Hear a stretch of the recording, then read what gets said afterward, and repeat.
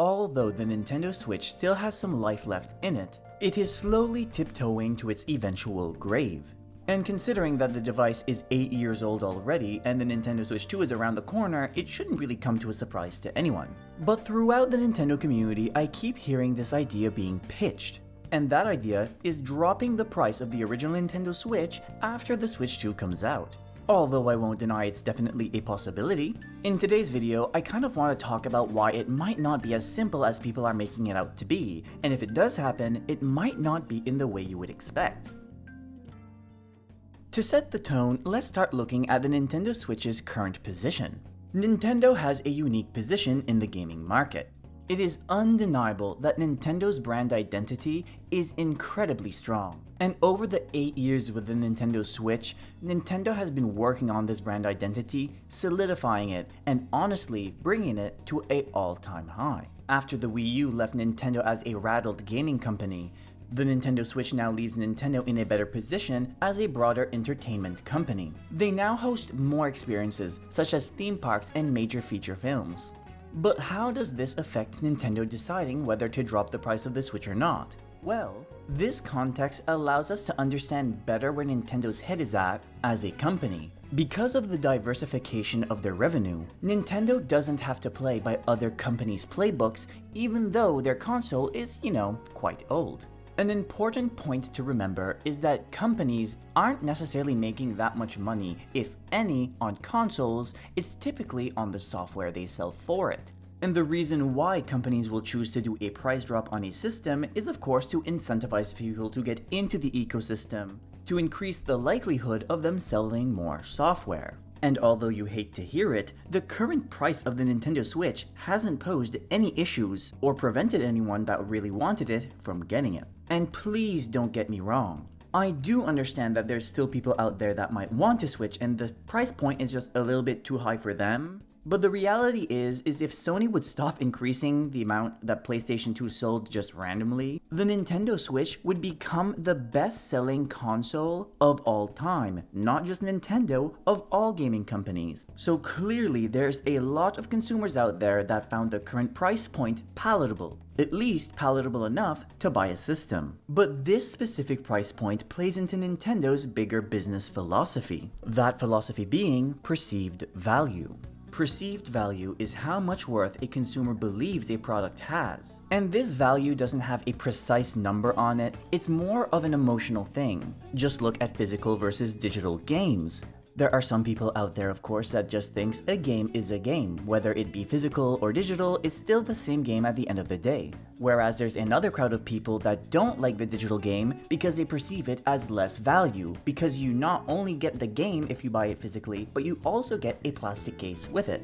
Therefore, you're getting more for your money. And because of this, there are plenty of tactics they can use to kind of circumvent dropping the price. If you want an example, look no further than Black Friday. For almost the entirety of the Nintendo Switch console generation, Nintendo has offered the same Black Friday deal, which is a Mario Kart 8 Deluxe bundle. So although Nintendo didn't drop the price for Black Friday, the addition of this digital code made people feel like they were getting more for their money. But it goes even deeper than that, moving on to another concept, the concept of conditioning. For those of you who might not know, here is a basic lesson in psychology.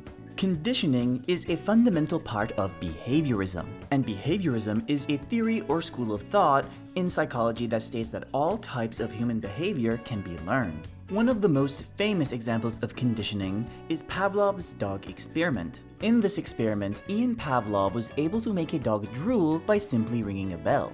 But why would the dog drool? Well, it's because every time the dog would be eating, Pavlov would ring a bell. And because the dog was conditioned to relate the sound of the bell with food, even when food wasn't present, the dog would drool. Now, the reason why I bring this experiment up is because this is what is always happening in the gaming industry. It's not uncommon in the gaming industry for a company to release, let's say, a game at a certain price, then a couple of years later, the same game will be dropped in price either permanently or via massive sales. Consumers caught on to that and decided to stop buying games at launch because they knew they could have a good deal if they just waited a bit. But over the last 8 years, Nintendo chose to condition their consumers in a different way. In the same way that their hardware didn't drop in price, their software also didn't either. Look at Breath of the Wild. The game came out day and day with the Nintendo Switch at full price. And it's a fantastic game, that's not what I'm saying, and if you haven't played it yet, please do, it's really fun. But what Nintendo did with this game is a lot of people were expecting this game to drop in price eventually. And it never did, and all of their first-party software never dropped in price either. They made sure that at any point that you buy a game, it is always going to be the price it came out for. This way, a consumer can buy a game at any point they choose, but they are not rewarded or punished whether they buy the game day one or only 5 years later. So in the same way that Nintendo is trying to ensure that people still perceive Breath of the Wild just as valuable 8 years later, Nintendo is doing the same thing with the Switch by not dropping the price. However, there is still a way Nintendo can drop the price of the Switch without hurting the perceived value. But before going into details, I have a short message.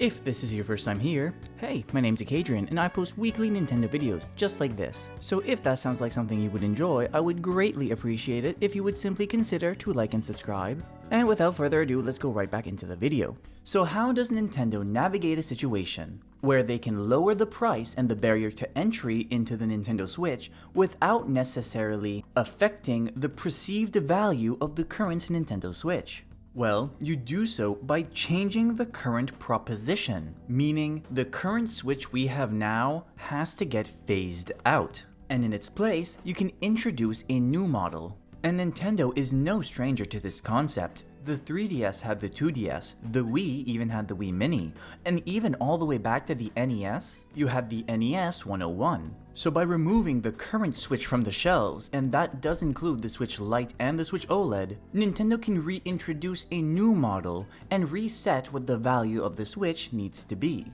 And of course, this next part should be taken with a grain of salt. A leaker by the name of Nash Weedle said that Nintendo was going to come out with a Switch Mini. Clearly that hasn't happened yet, but also there's technically no reason to have one yet. Until now, considering that we have the Switch 2 on the way. As Nintendo rolls out the Switch 2, they could also come out with this potential Switch Mini, which they can price a little bit lower than the original Switch if they like. This way they can introduce new people into the Switch environment, even if they don't have a Switch yet and don't have the money or the want to go buy the Switch 2.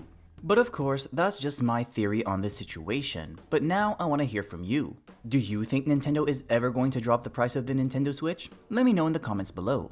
I would once again like to thank you for watching the video all the way to the end. And if you did enjoy this video, why not check out another one? For whatever reason, YouTube thinks that you'll enjoy this one, so try checking out that one next. And until next time, Wadao.